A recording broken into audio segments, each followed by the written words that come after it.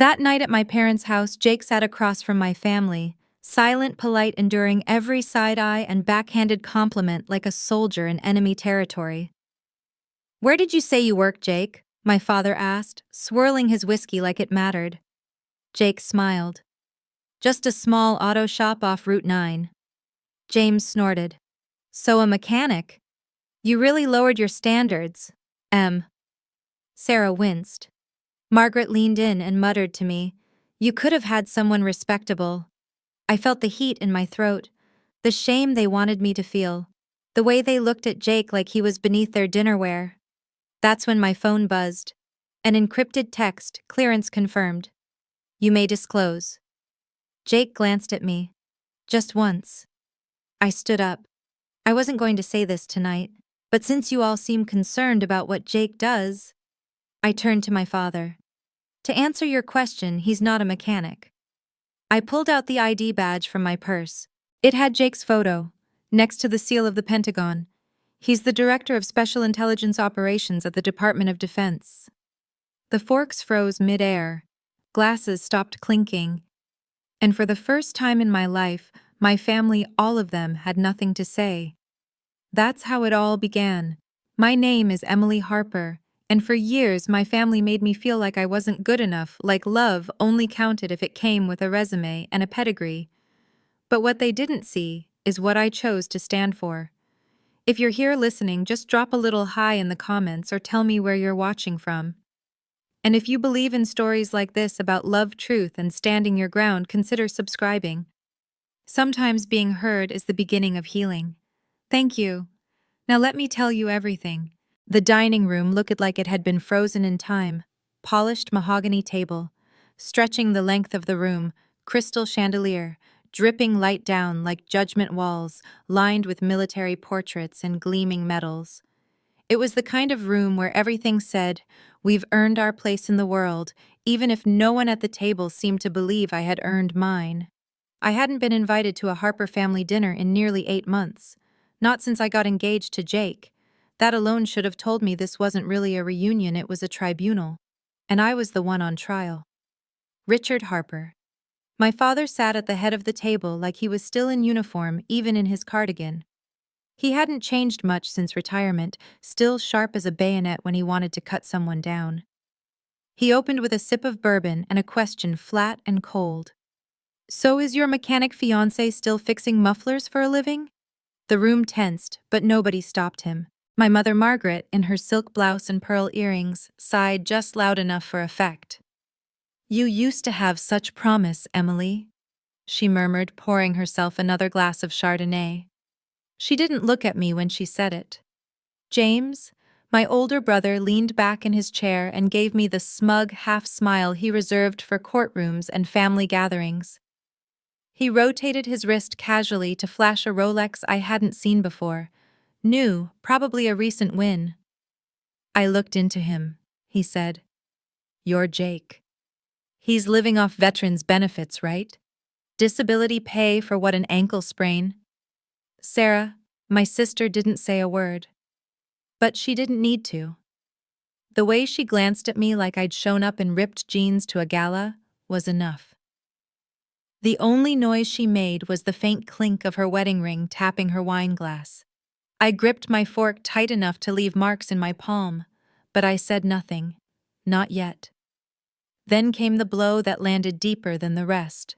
My mother smiled, gently tilted her head as if offering a kindness, and said, "You could have married someone like Sarah's husband. Now, there's a man." That's when my father leaned forward, his knuckles pale on the table. "You may carry the Harper name," he said, his voice low and sharp, "but don't expect this family to attach it to some crippled grease monkey. We have standards." He gestured toward the wall where his medals shined under the chandelier like holy relics. "We earned our place in this community. You think you get to drag us through the mud because you've got a thing for damaged men?" The words didn't sting. They scalded. The worst part was no one stopped him. No one stood up for me. Not James, not Sarah, not even my mother. And in that moment, I realized something that I'd been too stubborn to admit. It wasn't just that they disapproved of Jake. It was that they didn't think I was worth defending either.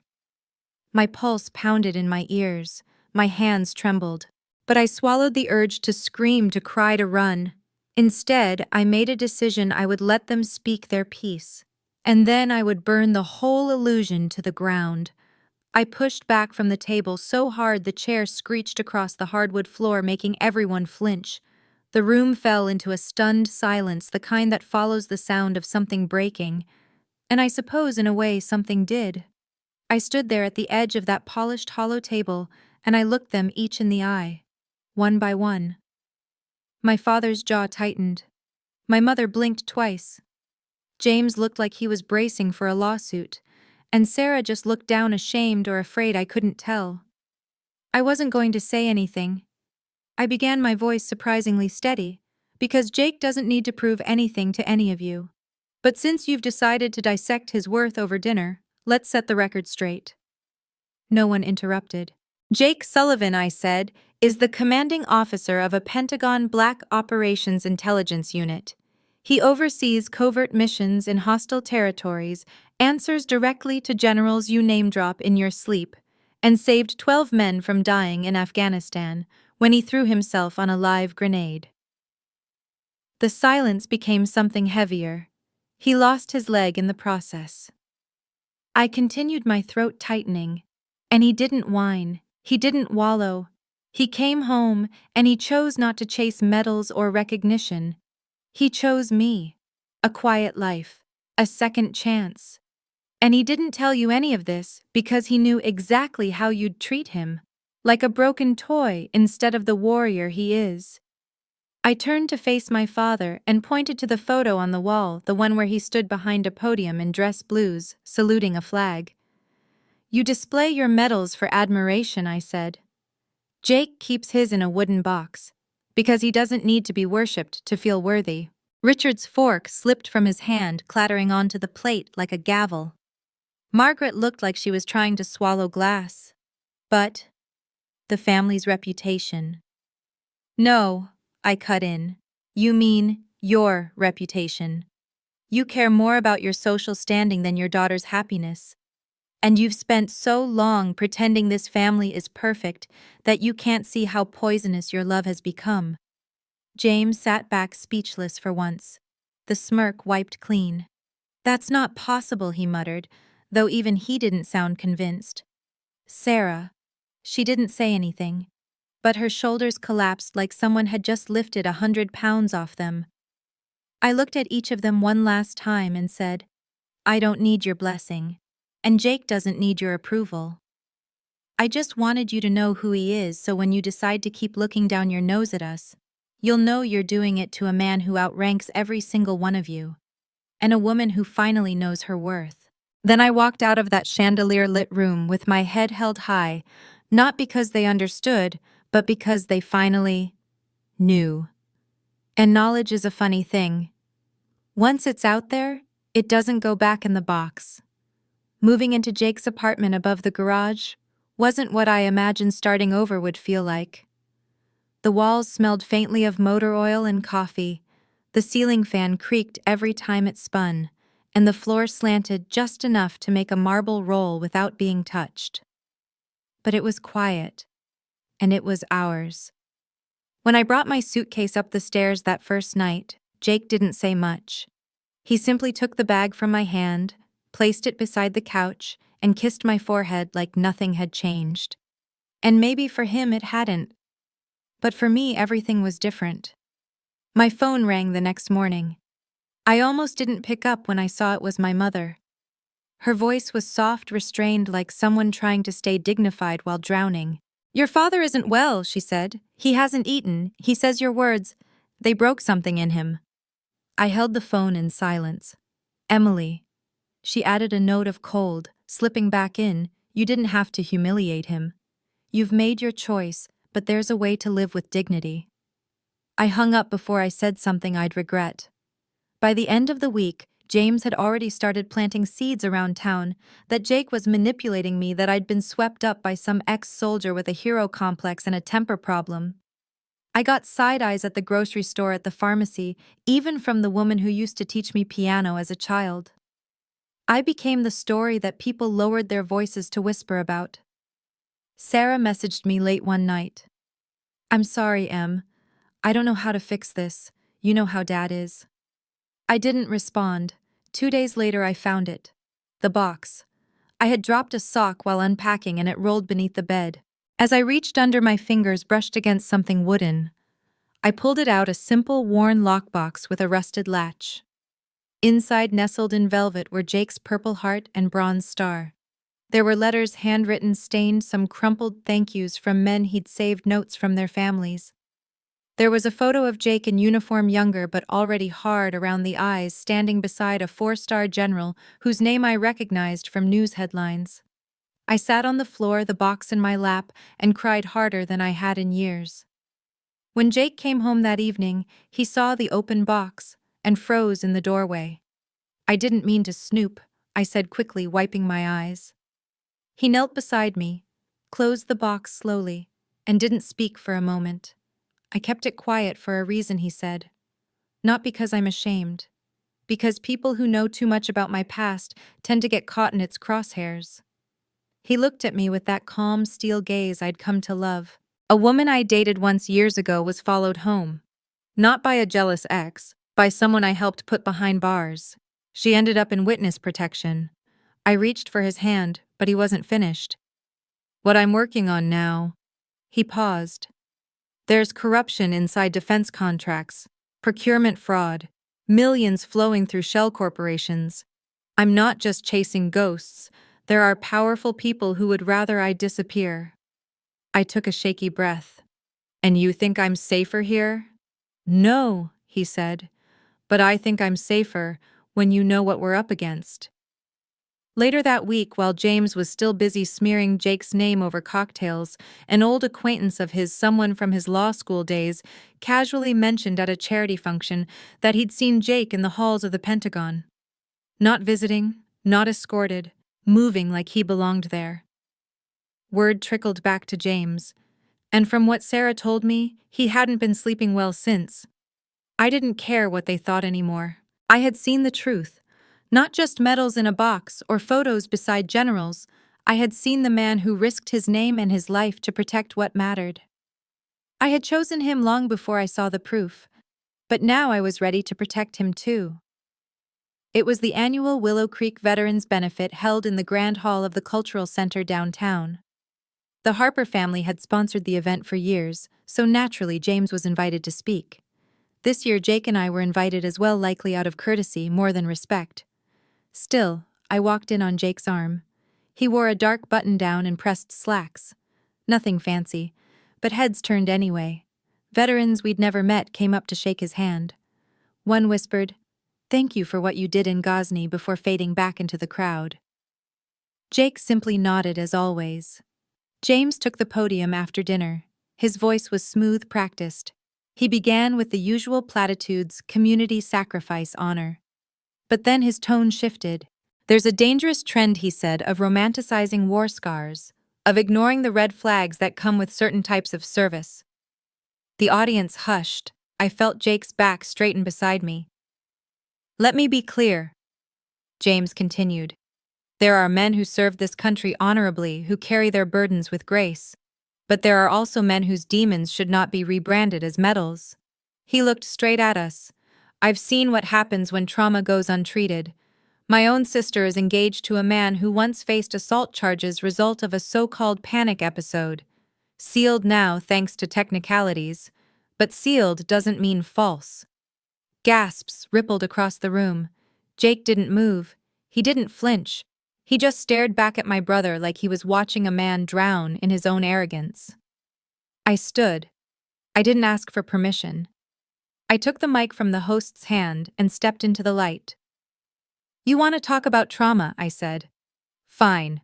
Let's talk." I told them about the night Jake woke up screaming, thinking he was back in a cave in Afghanistan. About how he put himself through therapy. About the hours he volunteered mentoring young vets with PTSD. About the strength it took to live with his wounds and not let them define him. And while we're being honest, I added, "Let's talk about James." I turned to face him. Remember Quantico, James? The simulation drill where your team had to evacuate under pressure. You took a shortcut, left your unit behind to score favor with your instructor. One of your teammates tore his ACL looking for you. I know this because I spoke to him last week. Silence. Heavy and absolute.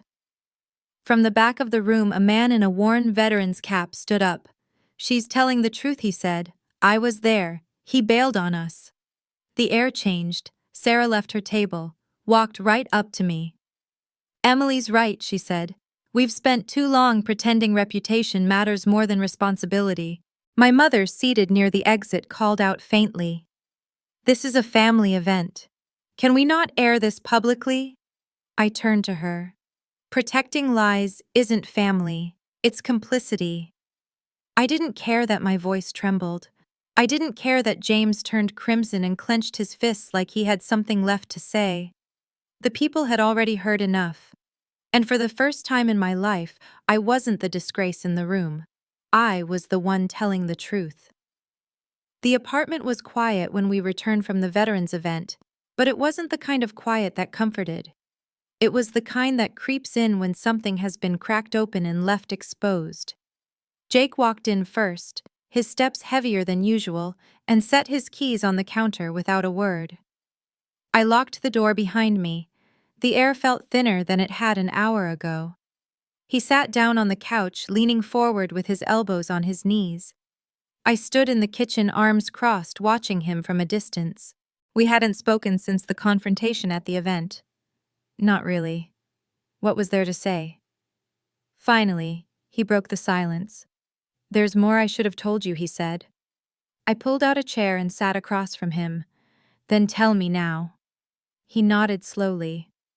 The case, the one James brought up, it happened overseas. I was stationed in Istanbul. I was there to monitor a rogue financier suspected of funneling money through military subcontractors. During a meeting, someone on the street matched a profile I'd seen on a target list. I thought it was a setup. I reacted. It wasn't pretty. He ran a hand down his face. They filed charges. The man turned out to be a local journalist who just happened to fit the wrong description. I took full responsibility, went through a psychiatric review, completed every evaluation, every requirement. He looked me straight in the eye. The Pentagon cleared me. They sealed the file because of the clearance level. Not because I was innocent, but because I'd done the work. Because the job didn't end with that mistake, it got more dangerous. And they needed me in the field. I wanted to be angry that he hadn't told me sooner, but I wasn't. I just felt sad. Why didn't you tell my family that from the beginning? His answer came fast, unflinching. Because I don't prove myself to people who think you're beneath them. If I start justifying my past to men like Richard, then they've already won. The next morning, I found an envelope taped to our door. There was no return address. Just a single photo inside Jake, and I'd taken through a telephoto lens as we walked to the parking lot 2 nights ago. Below it, scrawled in red marker. A disgraced soldier, a tainted woman. This family doesn't deserve a seat in government. My throat went dry. I handed the photo to Jake. His jaw tightened, but he said nothing. He scanned the hallway through the peephole, then closed the blinds in every room. This isn't just about me anymore, he said quietly. He started checking every inch of the apartment. When he flipped over the writing desk, he found it a listening device no bigger than a nickel magnetized to the metal leg. He held it between 2 fingers like it was a live wire. I wanted to call the police. He shook his head. If they find this, they'll open a full investigation. That means files, reports, names. And that puts a lot of people in danger who didn't sign up for this. I nodded even as my heart pounded in my chest. I didn't understand all of it, but I understood enough. That evening, as I sat on the couch staring at the blank TV screen, my phone buzzed with a message from Sarah. James is meeting with a reporter from Richmond. Be careful what you say to anyone. I showed it to Jake. He didn't look surprised, just tired. It's not about honor anymore, he said. It's a war now, and I knew deep down that we couldn't pretend to be safe anymore. The Willow Creek Veterans Gala was the most anticipated event of the season. It was where politicians met donors, where generals shook hands with small-town heroes, and where the Harper family year after year stood at the center of it all. But this year, everything felt different. Jake and I were seated at a front table listed as guests of honor after he pulled an elderly veteran from a collapsed garage weeks earlier. It should have been a night of peace, or at least of polite applause. Instead, James made sure it was anything but. The room was full, more than 200 people, council members, retired officers, journalists, neighbors. I had barely finished my salad when the lights dimmed and the screen lit up with a slideshow meant to honor local service members. At first it showed photos of hometown veterans in uniform. But then the image shifted. A grainy surveillance shot of Jake walking through a hospital corridor overseas. Then a clip from a security feed showing him engaged in what looked like a confrontation, just enough to raise questions, but not enough to show context. There was no narration, just a banner on the final slide. "Is this your hero?" Gasps spread like wildfire. I looked at Jake. His face was stone. He stood slowly, prepared to walk toward the podium, but I was already on my feet. I reached for the microphone before anyone else could. I didn't wait for permission. "You've seen the picture," I said. "Now hear the truth." I told them what I knew, what Jake had told me. About the mistake, the chaos, the guilt. About how he chose treatment over denial. About how he refused promotions, sought healing, and never once used his pain for sympathy. I didn't sugarcoat anything. "He's not a hero because he's flawless," I said. "He's a hero because he faced what nearly destroyed him and chose to come back. And everything he's done since has been about protecting others, even if it meant staying silent, while people like my brother tried to destroy him. I wasn't sure if anyone would believe me." Then a voice came from the crowd, slow, clear, authoritative. "I was there in Ghazni," the man said, rising from a table near the back. His jacket bore the insignia of a retired general. "I saw what Sullivan did. He didn't just save 12 men, he held off an entire ambush alone. If he hadn't made that call, I wouldn't be standing here tonight." The room fell quiet. Jake hadn't moved, but I could see the flicker of emotion behind his eyes. Then Sarah stepped forward from her seat. She walked up to the stage, stood beside me, and took my hand. "She's telling the truth," Sarah said, "and I'm tired of pretending like silence is noble." Across the room, James rose to his feet, his face flushed. The reporter beside him started to follow but stopped when the general turned to him and said, "You were given those files by someone with an agenda. You owe this room a correction." The journalist paled. "I was misled," he stammered. The crowd turned on James. He didn't argue. He just sat down. At the edge of the room I spotted my father. Richard Harper stood stiffly, his hands clasped behind his back, his mouth a thin, unreadable line. He didn't speak. He didn't clap. He just watched. For once, he had no defense. And I had no apology. 3 nights had passed since the gala, but the weight of that evening hadn't lifted. Sarah's message came while I was staring out our apartment window, watching the rain streak down the glass like everything was trying to slide away quietly. Her words were simple. "He wants to hear it from you. He's in the library." The Harper Library wasn't a library in the traditional sense. It was more of a shrine. Books nobody read anymore. Polished wood floors that creaked in only 2 spots, and a massive globe my father liked to spin while pretending to reflect. No one went in there unless invited. And I hadn't been invited anywhere by my father in a very long time. When I walked in, the air felt older, thicker, as if it remembered the arguments, the lectures, the silences that had lived there. Richard sat in his usual chair, one hand resting on an old photograph on the desk. It showed him flanked by 2 young soldiers holding a map, his face serious but not battle-worn. His uniform was crisp, untouched. There was no dirt, no blood, no exhaustion, just paperwork. He didn't look up. "Is it true?" he asked after a long pause. Did Jake really throw himself on a grenade? Yes, I said quietly. And he never brought it up. Not once. He didn't need anyone to applaud him for it. My father's eyes lingered on the photo. They never sent me to the front. I failed a strategy assessment early on. They moved me to logistics. I wore the uniform, gave speeches, handed out medals. But I never earned one. I didn't interrupt. I pushed you to marry better, he went on. To be better. Not because I didn't love you, but because I never forgave myself for not being the kind of man they thought I was. Then Jake walks in doing the things I didn't, saying nothing about them. And you believed in him even when I didn't believe in myself. I stayed standing not because I wanted to keep my distance, but because something in his voice told me if I sat down, it would feel like forgiveness. And I wasn't there yet. Then the doorbell rang. Richard looked up for the first time. Are you expecting someone? No. I went to the door. Jake stood there, rain dotting his shoulders, a manila envelope in his hand, the seal of the Department of Defense stamped across the front.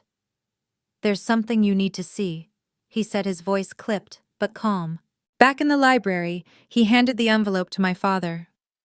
Inside was a printed threat emailed directly to the Pentagon's internal security system. The message referenced names, dates, and ended with one line. If he doesn't stop, we'll start with her family. My father's hands shook as he read it. You brought this to my house, he said through clenched teeth. You're putting my wife, my grandchildren, my daughter. Jake cut him off. Your daughter was already a target, whether you acknowledge it or not. Richard rose from his seat, fists clenched, voice rising. You brought this on us. No, Jake said, leveling his voice. The people I'm chasing brought this. All I've done is protect her. He reached into his jacket and pulled out a small metal device, a microphone. Found this in the vase by the stairs, he said. Planted within the last 48 hours. Your home isn't as secure as you think. My father didn't respond. He just looked down at the photo again, like the man in it had suddenly become unrecognizable. Jake stepped closer. I never wanted Emily to be involved in this. But the people we're up against don't care what we want. They only care who's in the way. And Emily is in the way. Because she stands with me. He turned to me, then back to Richard. I'm not here to ask for your blessing. I'm here because Emily needed to tell you the truth. Now you know. Richard didn't say anything else. But he sat back down, the letter still in his hands, and stared at the photo like it was finally asking him a question he couldn't answer. For the first time, I saw my father not as the man who'd commanded rooms and decisions, but as someone trying to understand the price of a life he'd only ever read about. And I realized that I wasn't the one who had changed. He was the one who had finally been asked to. The Harper anniversary party was meant to be intimate. Just close family and a few friends. Nothing extravagant, Margaret had said, though she still hired a caterer and had the piano tuned. The house had been filled with soft music and soft tension all evening, like everyone was holding their breath, waiting for something to go wrong. At 10:17 p.m., it did. Sarah had gone into the kitchen to check on the dessert when she noticed the back door ajar. The latch had been scraped. Fresh. Someone's here, she whispered, her face pale. I saw movement in the hallway. Then the lights cut out. Complete silence. Then footsteps. Jake moved before anyone else. He grabbed my hand, pressed the keys to a locked suitcase into my palm, and whispered, Take your mother, Sarah, and the kids into the storage room. Don't open the door unless I come back. I nodded, heart racing, and led them down the narrow hallway to the room under the stairs. Inside the suitcase was a black box the size of a shoebox. When I opened it, a blinking green light came on. Jake's backup comms unit. I kept it near, clutching it like it could shield us. Outside the room, we heard a scuffle, then silence again, then a grunt. A few minutes later, Jake's voice rang clear. It's handled. We emerged slowly.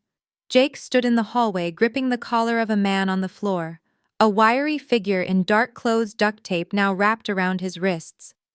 He was planting a second listening device in Richard's office, Jake explained. He served in procurement, dishonorably discharged 3 years ago after I filed a report on his unit. The man spat on the floor. You ruined my life. Now I ruin yours. Jake didn't respond. He handed the man off to the security team who had finally arrived. But it wasn't over. We're not alone, Jake said, voice tight. There's radio interference coming from the basement, a second signal. He looked at me. You with me? Yes. We moved fast, down the stairs through the wine cellar past the broken fuse panel. At the far wall, a storage shelf had been moved slightly askew.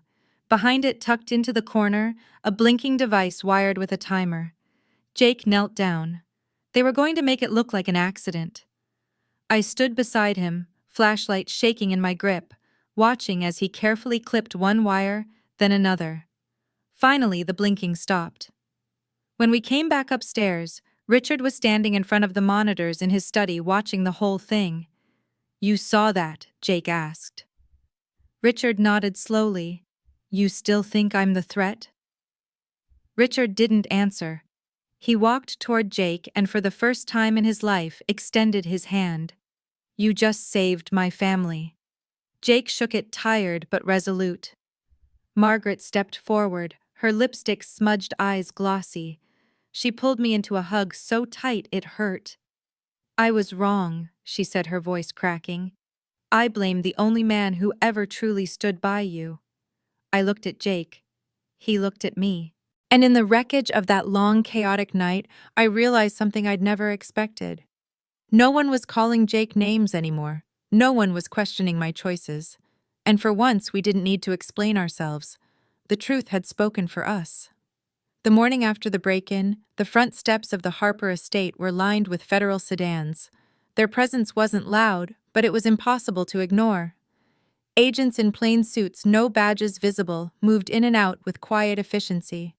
For the first time in a long time, no one in the Harper family pretended everything was fine. Jake stood at the center of it all, briefing 2 senior investigators from the Department of Defense and FBI.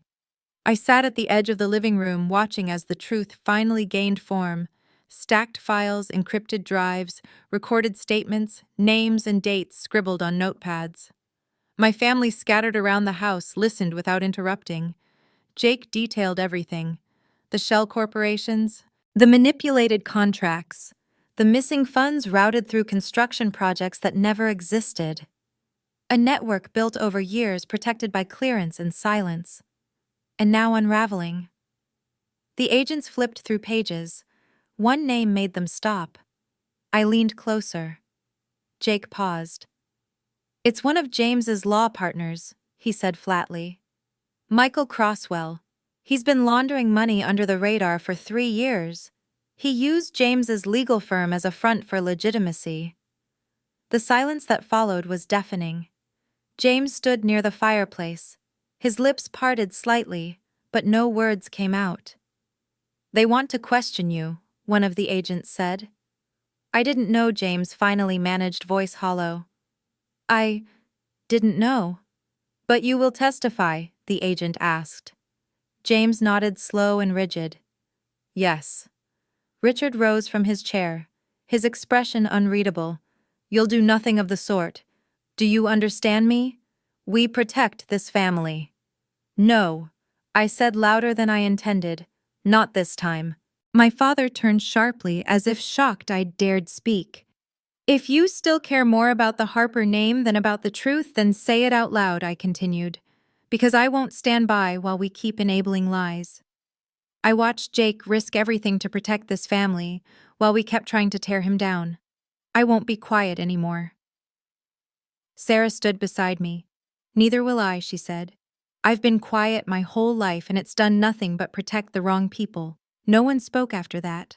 Not Richard, not James, not even Margaret. That night, I sent the audio from the Willow Creek Gala, Jake's speech and the General's testimony to a journalist I trusted. The story aired on national television within 24 hours. Headlines read, "The Quiet Soldier, a Hero Hidden in Plain Sight." People in Willow Creek stopped me in grocery aisles to thank me for sharing the truth. A local paper ran a front-page story titled, "The Soldier She Believed In." Jake was invited to speak at a veterans summit in Washington. His face appeared on the cover of a military journal, and for once the comments under the articles weren't cruel. They were filled with words like honor sacrifice, and finally. James didn't say much after the hearing. The arrogance slipped away. He wasn't defiant, just subdued, a man who'd been stripped of the illusion that his world would always protect him. A week later, Richard invited Jake to attend the annual Council of Retired Veterans, an event he'd chaired for 2 decades.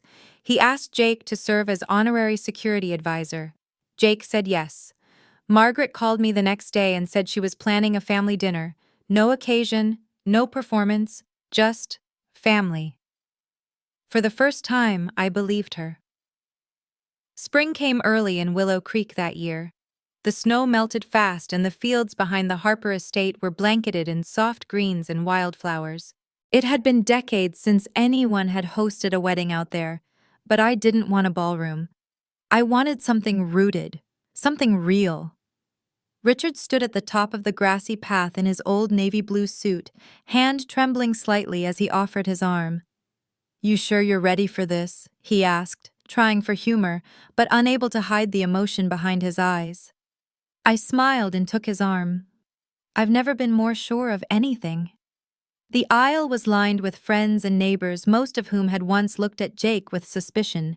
Now they rose as I passed, nodding, smiling, some even teary-eyed. Sarah stood at the front, my maid of honor, her hands clasped with quiet pride. Margaret dabbed at her eyes with a linen handkerchief, not caring who saw. Jake waited beneath a wooden arch draped in ivy. He wore his dress uniform polished and pressed. His left leg, mechanical black and silver, stood firm beneath the fabric. He looked strong, steady, and entirely mine. The ceremony was short. There were no vows about perfection. Just truth. Just presence. Just the shared choice to keep showing up for each other. After the kiss, after the applause, after the soft music began again, a man in a decorated suit stepped forward. General Holden, the same man who had stood for Jake that night months ago. He took the microphone and cleared his throat. "Ladies and gentlemen, it is my honor to inform you that effective today, Lieutenant Commander Jake Sullivan has been promoted and appointed to the Strategic Advisory Council at the Pentagon." The crowd erupted. Sarah hugged me. Margaret clutched her chest, beaming through her tears. Even Richard smiled, small but unmistakable. James stood at the back of the crowd. He didn't clap, but he didn't scowl either. He stood with his hands in his pockets, head lowered. That was enough for now. 1 year later, on Independence Day, the backyard was full of laughter and grill smoke. Jake stood at the barbecue, flipping burgers with one hand, the other wrapped around our daughter's tiny wrist as she held up a sparkler. Lily had his eyes, his quiet strength, and the stubborn Harper chin. She wore a little badge on her overalls, one I had pinned on her that morning. My daddy is my hero. Margaret took photos that day, not because she wanted to prove anything, but because she wanted to remember. She didn't direct us. She didn't fix our hair or angle our shoulders. She just clicked and smiled and said, "Perfect," every time. I watched Jake laugh with Richard over some old war story while Sarah and I prepped the side dishes in the kitchen. Our lives didn't look like the picture-perfect Harper legacy. They looked better. That night after the fireworks, when the house was quiet and the dishes were done, I curled up next to Jake on the porch swing and whispered, "We built something here, didn't we?" He pulled me closer. "We didn't just build it. We reclaimed it." I thought about that for a long moment. A family name isn't about pride or medals or the illusion of being untouchable. It's about the people who carry it with integrity, even when it's been tarnished. It's about choosing what kind of legacy to leave behind and who you trust to share it with. We didn't erase the past. We just gave it a future worth fighting for. Sometimes the hardest battles aren't fought on front lines, but across dinner tables, behind closed doors, and within the silence between people who should have loved us better. But when truth stands firm, even the deepest wounds can become bridges. If this story touched you in any way, I'd love to hear your thoughts. Leave a comment, subscribe, and stay with me for more. You're not alone in this journey.